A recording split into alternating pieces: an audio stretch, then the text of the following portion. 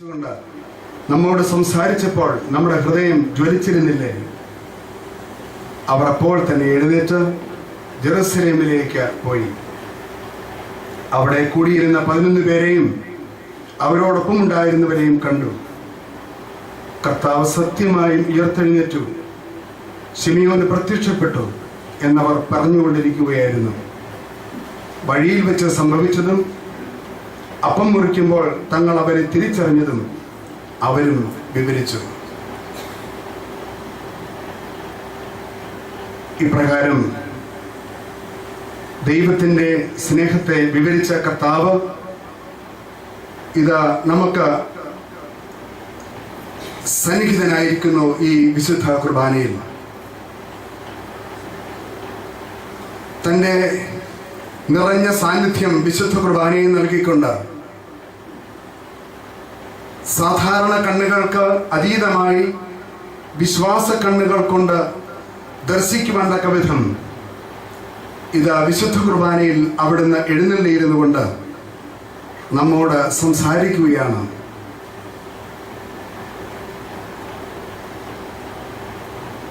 കാണാതെ വിശ്വസിക്കുന്നവർ ഭാഗ്യവാന്മാർ എന്ന് കർത്താവ് പറഞ്ഞത് ഹൃദയനേത്രങ്ങൾ കൊണ്ട് കണ്ട് വിശ്വസിക്കുന്നവർ ഭാഗ്യവാന്മാർ എന്നല്ലേ?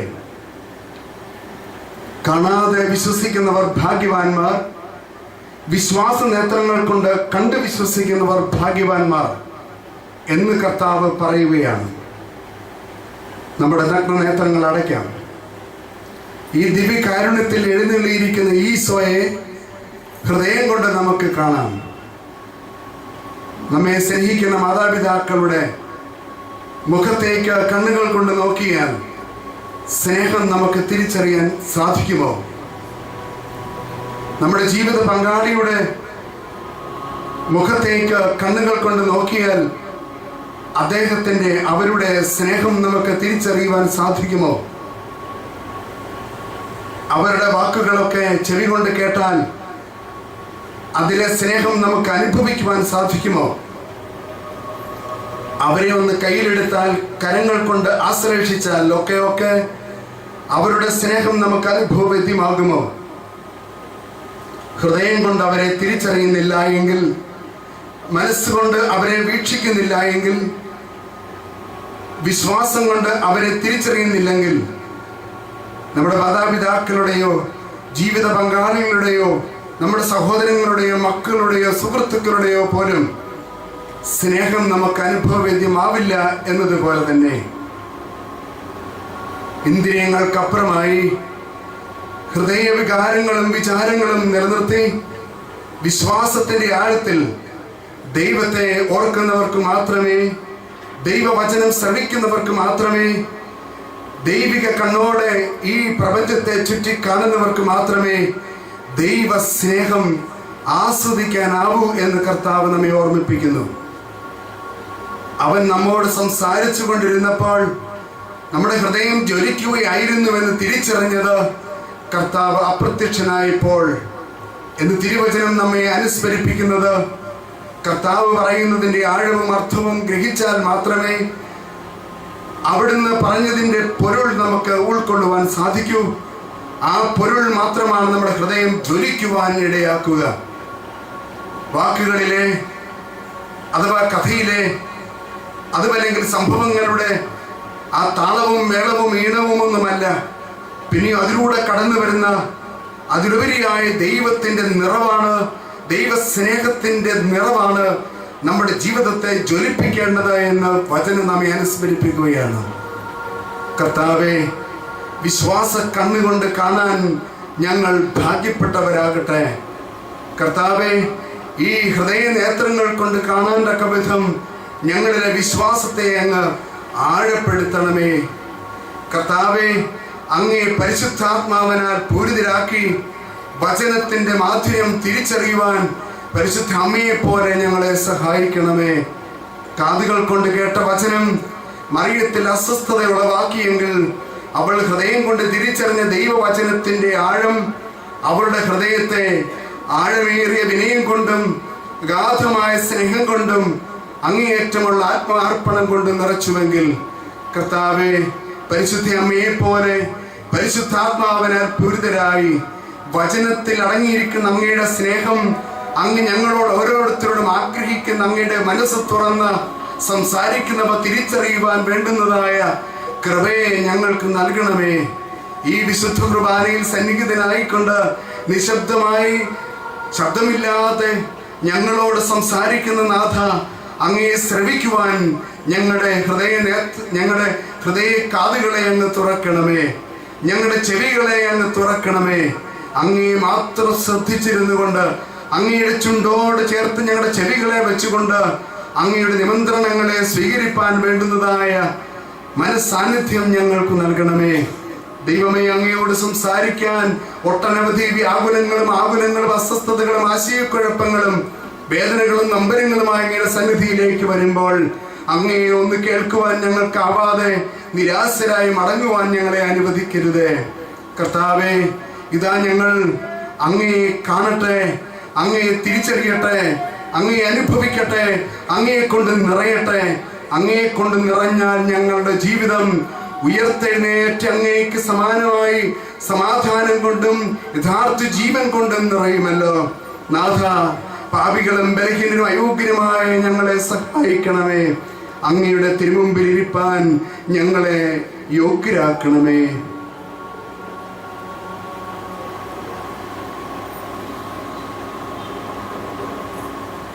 മനസ്സുകൊണ്ട് കർത്താവിനോട് നമ്മുടെ വ്യസനങ്ങളെ നമുക്ക് ഏറ്റു പറയാം. എമ്മാവുസിലേക്ക് പോയ ശിഷ്യന്മാരുടെ മനോദുഃഖം എത്ര വലുതായിരുന്നു. നഷ്ടപ്പെട്ടപ്പോഴാണ് നേടിയിരുന്നതിൻ്റെ വ്യാപ്തി അവർക്ക് മനസ്സിലാക്കാനിടയായത്. നാഥൻ കൂടെ ഇല്ലാതെ വന്നപ്പോഴാണ് നാഥന്റെ സാന്നിധ്യത്തിന്റെ മെച്ചം എത്ര വലുതായിരുന്നുവെന്ന് തിരിച്ചറിഞ്ഞത്. കർത്താവ് കൂടെ ഇല്ലാത്തപ്പോൾ ശിഷ്യന്മാരുടെ അരക്ഷിത ബോധം, ആശങ്ക, ഭയം എത്ര വലുതായി. വീണ്ടും പീഡനവും മരണവും ഉണ്ടാകുമെന്നോർത്ത് ഭയന്ന് ഒളിക്കുന്ന ശിഷ്യന്മാർ എന്നതുപോലെ ജീവിതത്തിൽ കർത്താവില്ലാത്ത നിമിഷം തിരിച്ചറിയണം. നമ്മുടെ ഓരോരുത്തരുടെയും വ്യക്തിപരമായ ജീവിതത്തിൽ കർത്താവില്ലാത്ത നിമിഷം തിരിച്ചറിഞ്ഞ് നമ്മുടെ വ്യസനവും അരക്ഷിത ബോധവും ഭയവും ആശങ്കയും ഇപ്പോൾ കർത്താവിനോട് പറയണം. കർത്താവേ, ഞങ്ങൾ ദുർബലരായ മനുഷ്യരാകുന്നു. ശിശുതുല്യമായ ദൗർബല്യം ഞങ്ങളുടെ ജീവിതത്തെ അലട്ടുന്നു. കർത്താവേ, കുഞ്ഞു കാര്യങ്ങൾ പോലും ഊതി വീർപ്പിച്ച് ഭീവത്സമായി ഞങ്ങളുടെ മുമ്പിലേക്ക് വലിയ പ്രശ്നങ്ങളായി പ്രതിസന്ധികളായി കടന്നു വരുന്നു. ഈ ലോകവും ഞങ്ങൾക്ക് മുമ്പേ കടന്നു പോയവരുമൊക്കെ നിസാരമെന്ന് കരുതിയ കാര്യങ്ങൾ പോലും ഞങ്ങൾക്കിപ്പോൾ ഭീവത്സമായി തീർന്നിരിക്കുന്നു. ഞങ്ങളുടെ വ്യക്തിപരമായ ജീവിതത്തിലേക്ക് അവ കടന്നു വന്നപ്പോൾ അതെത്ര വലിയ ആശങ്കയാണ് ഞങ്ങളുടെ ജീവിതത്തിൽ നിറച്ചിരിക്കുക. എത്ര വലിയ ഭയമാണ് ഞങ്ങൾക്ക് ഇപ്പോൾ ഉണ്ടാവുക. എത്ര വലിയ ദുഃഖമാണ് ഞങ്ങളെ അലട്ടുക. എന്ത് ചെയ്യണമെന്നറിയാൻ പാടില്ലാതെ ഒരു കൊച്ചുകുട്ടി തൻ്റെ അമ്മയും അപ്പനെയും നഷ്ടപ്പെട്ടിട്ട് ഒറ്റപ്പെടുന്നത് പോലെ ആരുമില്ല എന്നോർത്ത് ദൈവമേ അങ്ങ് പോലും കൈവടിയുവാൻ തക്ക വിധം പാപത്തിലാണ് എന്നോർത്ത് ഞങ്ങൾ വ്യസനിക്കുമ്പോൾ ഇതെല്ലാം അങ്ങയോട് ഞങ്ങൾ തുറന്നു വെക്കുന്നു. എമ്മാവൂസിലേക്ക് പോയ ശിഷ്യന്മാരുടെ തളം കെട്ടി നിന്ന ദുഃഖത്തിന്റെ നൊമ്പരവും ആഴവും മനസ്സിലാക്കി കർത്താവ് എന്താണ് നിങ്ങൾ സംസാരിച്ചു കൊണ്ടിരിക്കുന്നത് എന്ന് കർത്താവ് അന്വേഷിക്കാൻ ഇതാ കടന്നു വന്നിരിക്കുന്നു. നിന്റെ വ്യസനം എന്താണ് മകനെ, മകളെ? നിന്റെ ദുഃഖം എന്താണ്? നിന്റെ നഷ്ടം എന്താണ്? നിന്റെ പാപം എന്താണ്? നിന്റെ വീഴ്ച ഏതാണ്? നിന്റെ ആശങ്ക എന്താണ്? നിന്റെ ആകുലം എന്താണ്? കർത്താവ് നിന്നോട് ചോദിക്കുകയാണ്. ഇപ്പോൾ ഈ ചോദിക്കുന്ന അവസരത്തിൽ വേണം കർത്താവിനോട് പറയാൻ. നമ്മുടെ മനസ്സിൻ്റെ എല്ലാ ഭാരങ്ങളും ഒരു സമയം അനുസ്മരിക്കാം.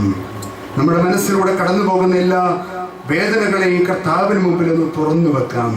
കേൾക്കാൻ സന്നദ്ധനായി, സ്വീകരിപ്പാൻ നല്ല മനസ്സോടുകൂടെ, ഉത്തരം നൽകുവാനെല്ലാം കരുതിയവനായി കടന്നു വരുന്ന കർത്താവിനോട് തുറന്നു വെക്കാം. കർത്താവേ, അങ്ങ് കൂടെയുണ്ടെന്ന് ഞങ്ങൾ വിശ്വസിച്ചു പോയി. അങ്ങനെയാണ് ഞങ്ങൾ കരുതി വെച്ചത്. അങ്ങ് കൂടെയുണ്ട്, അങ്ങേക്ക് പിണക്കം ഉണ്ടാവില്ല എന്ന് കരുതി പലതും വാരിക്കൂട്ടി. അങ്ങെല്ലാം സഹിക്കുമെന്ന് കരുതി പല തെറ്റുകളും ചെയ്തു കൂട്ടി. അങ്ങ് പൊറുക്കുമെന്ന് കരുതി പല വിനകളിലൂടെയും കടന്നുപോയി. അങ്ങെല്ലാം മറന്നു കളയുമെന്ന് കരുതി ഞങ്ങൾ കണ്ണടച്ചു.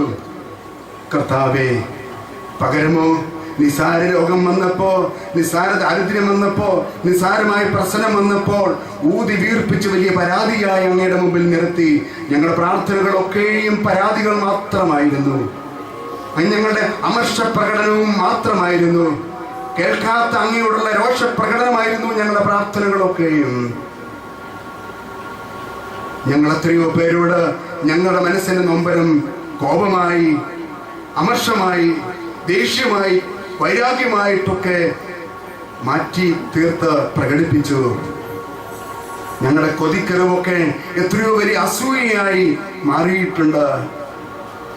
അങ്ങ് ഞങ്ങൾക്ക് നൽകാൻ തക്കവിധം യോഗ്യത ഉണ്ടായിട്ടും എന്തേ തരുന്നില്ല എന്ന് പറഞ്ഞ് അസൂയയോടുകൂടി അങ്ങേ ഞങ്ങൾ കുറ്റപ്പെടുത്തിയിട്ടുണ്ട്. നാഥ, ഇതാ തുറന്നു വെക്കുന്നു എല്ലാം, ഒരു കുംഭസാരം പോലെ ഏറ്റു പറയുന്നു എല്ലാം. മകനെ, മകളെ, ഞാൻ കൂടെയുണ്ട്.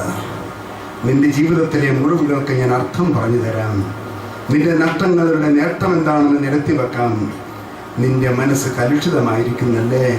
നിന്റെ മനസ്സ് ദുഃഖപൂർണമായിരിക്കുന്നല്ലേ?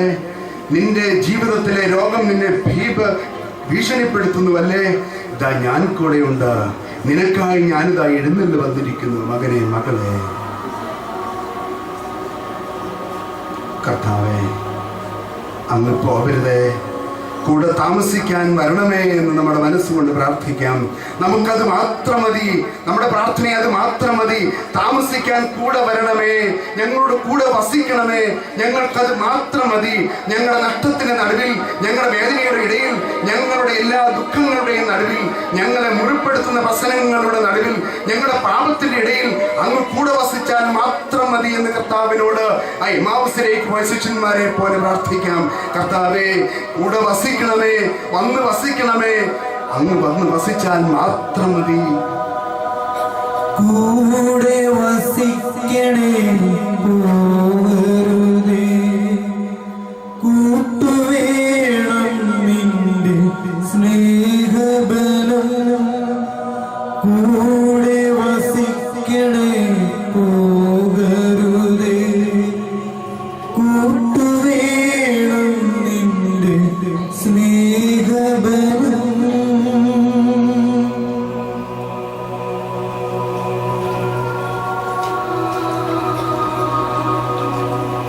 രണ്ട് നിമിഷം ശാന്തമാകാം. നിശബ്ദതയിൽ മാത്രമാണ് ദൈവം സംസാരിക്കാൻ തുടങ്ങുക. കുഞ്ഞെ, നീ മിണ്ടാതിരിക്കുക, ഞാൻ നിന്നോട് സംസാരിക്കാം. നീ ശാന്തമാവുക, എങ്കിലേ നിനക്ക് എന്നെ കേൾക്കാനാവൂ. കാരണം എൻ്റെ സ്വരം വളരെ മൃദുലമാണ്, എൻ്റെ ഉപദേശം വളരെ മൃദുലമാണ്. നമ്മുടെ എല്ലാ ഭാരങ്ങളെയും നീക്കി പല വിചാരങ്ങൾ ഒക്കെ മാറ്റിവെച്ച് ശാന്തമായി എൻ്റെ കർത്താവിന് സംസാരിക്കട്ടെ എന്നോട് എന്ന് ക്ഷമയോടെ കർത്താവിനോട് സമ്മതിച്ചുകൊണ്ട് നമുക്ക് സ്വസ്ഥമായിട്ട് ഇരിക്കാം.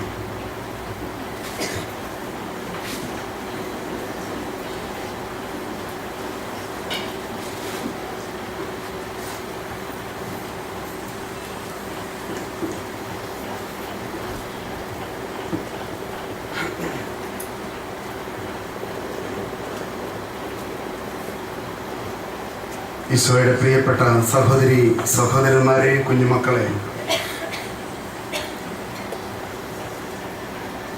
കത്തോലിക്ക തിരുസഭയ്ക്ക് ഏറ്റവും വിലപ്പെട്ട ഒരു കാലഘട്ടത്തിലൂടെ കടന്നു പോവുകയാണ്. ആരാധന മത്സരത്തിലെ ഏറ്റവും കൃപ നിറയ്ക്കുന്ന ഒരു കാലഘട്ടം.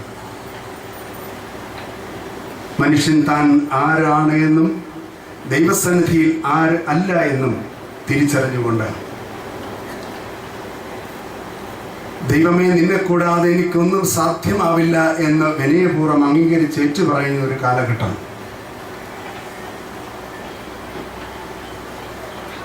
ലളിതമായി ചിന്തിച്ചാൽ മനുഷ്യൻ ദൈവത്തിൽ നിന്നും എത്രമാത്രം അകലെയാണ് എന്ന് തിരിച്ചറിയുന്ന ഒരു സമയം.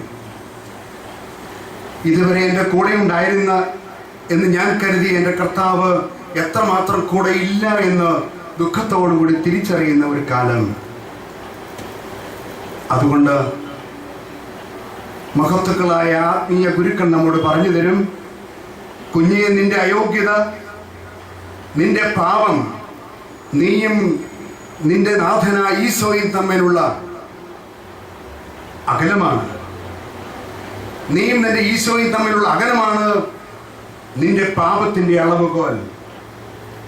നീ എത്രമാത്രം നിന്റെ ഈശോയ്ക്ക് ചേർന്നവളല്ല എന്നുള്ള ആ ഒരു തിരിച്ചറിവാണ് നിന്റെ പാപത്തിന്റെ വ്യാപ്തിയും ആഴവും വലിപ്പവും എല്ലാം. ഞാനും എൻ്റെ നാഥനായ ഈശോയും തമ്മിൽ ഉള്ള അന്തരമാണ് എന്നിലെ പാപം എന്ന് നാം ഒക്കെ വിശ്വാസപൂർവ്വം വിനയപൂർവ്വം തിരിച്ചറിഞ്ഞ് അംഗീകരിച്ച് ഏറ്റുപറയുന്ന ഒരു കാലഘട്ടമാണ് ഈ പരിശുദ്ധമായ നോമ്പിൻ്റെ കാലം. ഈ അന്തരം തീർക്കാൻ നമുക്ക് വേണ്ടി അവിടുന്ന് തുനിഞ്ഞിറങ്ങിയതിൻ്റെ കഥയാണ് ഈ കാലഘട്ടത്തിൽ നാം ധ്യാന വിഷയമാക്കുക. രക്ഷിക്കാനായി ഞാൻ കൂടെയുണ്ട്, എന്നിലൂടെ അല്ലാതെ ആർക്കും രക്ഷയില്ല എന്ന തിരിച്ചറിവ് നമുക്ക് നൽകിക്കൊണ്ട് തിരുസഭാ മാതാവ് കർത്താവിൻ്റെ രക്ഷാകര പദ്ധതിയെ ധ്യാന വിഷയമാക്കുവാൻ നമുക്ക് നൽകുന്ന സുന്ദരമായ കാലഘട്ടം. മാത്രമല്ല, ലോകവും ലോക ജീവിതവും ഒക്കെ കടന്നുപോയാലും ഒരിക്കലും തീരാത്ത ഒരു കാലത്തെക്കുറിച്ച് പ്രത്യാശ കൊള്ളുവാൻ കർത്താവ് നമ്മെ പ്രചോദിപ്പിക്കുന്ന ഒരു കാലഘട്ടമാണ് ഈ നോമ്പ് കാലം.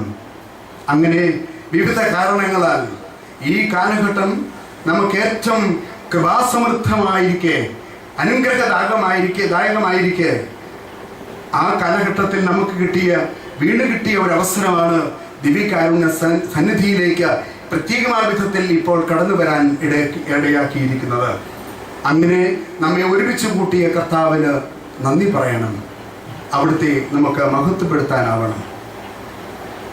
ഈ നോമ്പ് കാലത്തിൻ്റെ ആദ്യ ഘട്ടങ്ങളിലേക്ക് കടന്നു വന്നപ്പോൾ തിരുസഭാ മാതാവ് നമ്മുടെ വിചിന്തന വിഷയമായി നമ്മുടെ മുമ്പിൽ അവതരിപ്പിച്ചത് കർത്താവ് തന്നെയും നേരിട്ട അവിടുത്തെ പ്രലോഭനത്തെക്കുറിച്ചുള്ള ഒരു അവതരണത്തോടു കൂടിയാണ്.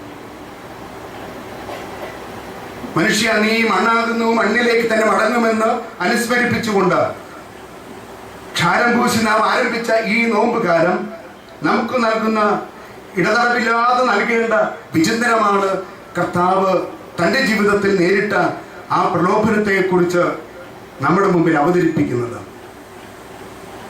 ഞാനും നിങ്ങളും ഓരോ ദിവസവും, അതിന് 24 മണിക്കൂറിൽ ഓരോ നിമിഷത്തിലും നേരിടുന്ന ജീവിതത്തിലെ പതറിപ്പോകാനിടയാവുന്ന സന്ദർഭങ്ങളെയാണ് അതിലൂടെ അവതരിപ്പിച്ചത്. നമുക്കറിയാം, മരുഭൂമിയിൽ കർത്താവ് പരീക്ഷിക്കപ്പെടുന്നതിനെ കുറിച്ചാണല്ലോ നാം ആ ദിവസം ധ്യാന വിഷയമാക്കിയത്. പ്രലോഭകൻ കർത്താവിന് ചേർന്ന സമയം, അഥവാ കർത്താവിനെ പ്രലോഭിപ്പിക്കാൻ തക്ക സമയം പാർത്തിരുന്നവനെ പോലെ ആയിരുന്നു എന്ന് തോന്നും. അവിടുന്ന് വിശന്ന സമയം നോക്കി പ്രലോഭകൻ കടന്നു ചെന്നുവെന്ന് മത്തായി സുവിശേഷകൻ 4-ാം അധ്യായത്തിൽ പറഞ്ഞു തുടങ്ങുക.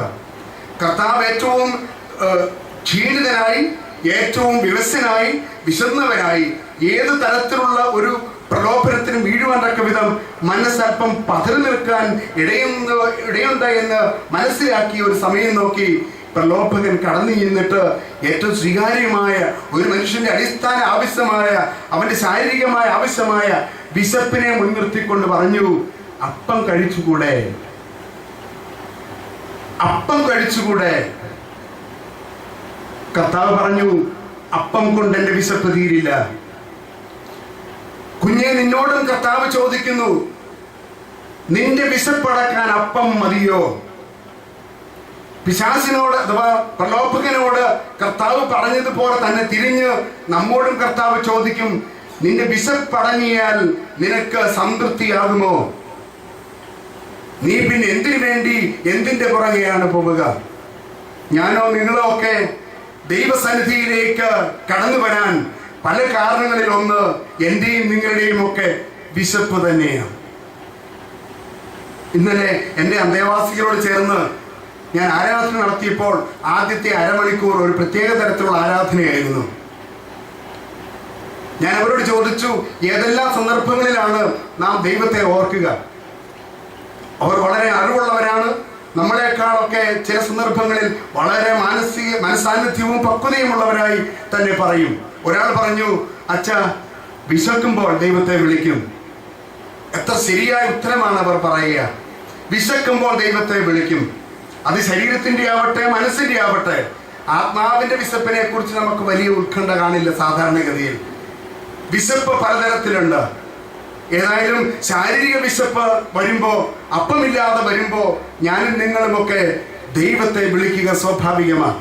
എന്ത് ചെയ്യും മുന്നോട്ട് പോകാൻ എന്നൊരു ആലോചനയും അന്വേഷണവും ഒരു ആശ്രയബോധവും ദൈവസന്നിധിയിൽ നാം കാണിക്കും. പ്രിയപ്പെട്ടവരെ, പ്രലോഭകൻ കടന്നു വരുന്ന വഴി നമ്മുടെയൊക്കെ അനുദിന ജീവിതത്തിലെ നമ്മുടെ ഏറ്റവും അടിസ്ഥാനപരമായ ആവശ്യങ്ങളുടെ സന്ദർഭങ്ങളിലാണ്. ഒരുപക്ഷെ ഞാനും നിങ്ങളുമൊക്കെ ഇന്നിപ്പോൾ ഈ പ്രലോഭകന്റെ ആ പ്രചോദനം സ്വീകരിച്ചുകൊണ്ട് ദിവ്യകാരുണ്യത്തിന്റെ അടുത്തേക്ക് വന്നിരിക്കുന്നു എന്ന് ഞാനും നിങ്ങളുമൊക്കെ ഒന്ന് സ്വയം ചോദിക്കണം. വിശന്നത് കൊണ്ട് ഓടി വന്നതാണോ ഞാനും നിങ്ങളും? അത് മനസ്സിന്റെ വിശപ്പ്, അല്ലെങ്കിൽ ശാരീരിക വിശപ്പ്, അല്ലെങ്കിൽ മറ്റേതെങ്കിലും തരത്തിലുള്ള വിശപ്പ് അത് നൽകിയ ഒരു പ്രചോദനം കൊണ്ട്, ഒരു പ്രേരണ കൊണ്ട് ഓടി വന്നതാണെങ്കിൽ ഞാനും നിങ്ങൾ ദിവ്യകാരുണ്യ സവിധത്തിലാണെങ്കിലും പ്രലോഭകന്റെ പിടിയിലാണ്. ഞാനും നിങ്ങളുമൊക്കെ പ്രലോഭകന്റെ ഉപകരണമായി മാറിയിരിക്കുകയാണ്. ഈ ലോകത്തെ ഒന്ന് തകർക്കാൻ, ഈ ലോകത്തെ വീണ്ടും ഈ ലോകത്തിൽ തന്നെ ഒന്ന് നിലനിർത്താൻ എന്ന് പറഞ്ഞാൽ നിത്യജീവൻ പ്രാപ്യമാകുവാൻ സാധിക്കാത്ത വിധം ഈ ലോകത്തിലെ മരണത്തിന് അടിമപ്പെട്ട ഒരു സംസ്കാരം നിലനിർത്തുവാൻ വേണ്ടി പ്രലോഭകൻ നമ്മുടെ വിശപ്പിനെ അങ്ങനെ ഉപകരണമാക്കിയിരിക്കുകയാണ്. ഈ വിശപ്പിനെ പ്രതിയാണ്, അഥവാ ആവശ്യത്തെ പ്രതിയാണ് ഇപ്പോൾ വന്നിരിക്കുന്നത് എങ്കിൽ നാം പ്രലോഭകന്റെ പിടിയിലാണ് ഇപ്പോഴും എന്ന് ഓർമ്മിപ്പിക്കുവാനാണ് കർത്താവ് എന്നോട് ആവശ്യപ്പെടുക. പ്രലോഭകനെ അതിജീവിക്കണം.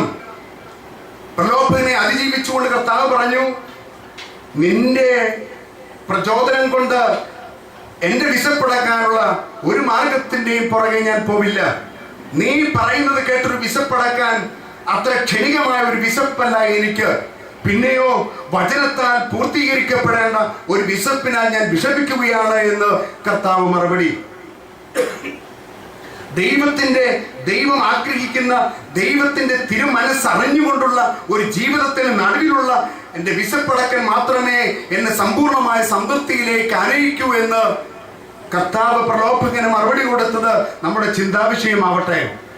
അഥവാ നാം ഏതെങ്കിലും തരത്തിലുള്ള ഭൗതികമായ ദാഹത്തെ പ്രതി, വിശപ്പിനെ പ്രതിയാണ് ദൈവസന്നിധിയിൽ വന്നിരിക്കുന്നതെങ്കിൽ എൻ്റെ ജീവിതത്തിലെ പ്രശ്നത്തിന് ഉത്തരം കണ്ടെത്താൻ, പ്രതിസന്ധിയെ ഒന്ന് തരണം ചെയ്യാൻ, ഏതെങ്കിലും ഒരു ആവശ്യം സാധിക്കാൻ, മറ്റേതെങ്കിലും തരത്തിലുള്ള ഒരു മാർഗം കണ്ടുപിടിക്കാൻ, അതിനുള്ള ഉത്തരം കണ്ടുപിടിക്കാൻ, കൗൺസിലിങ്ങിനായി, കുംഭസാരത്തിനായി, അതുമല്ലെങ്കിൽ ദൈവസന്നിധിയിൽ അങ്ങനെ യാചിക്കാൻ വേണ്ടിയിട്ടാണ് നമ്മൾ ഈ അവസരത്തിൽ എത്തിയതെങ്കിൽ പോലും കർത്താവ് നമ്മോട് പറയും, കുഞ്ഞെ, അത് ക്ഷണികമായ ഒരു അനുഭവം മാത്രമാണ്, നശ്വരമായ ഒരു വിശപ്പടക്കൽ മാത്രമാണ്. നീ ചെയ്യേണ്ടത് എന്താണ്?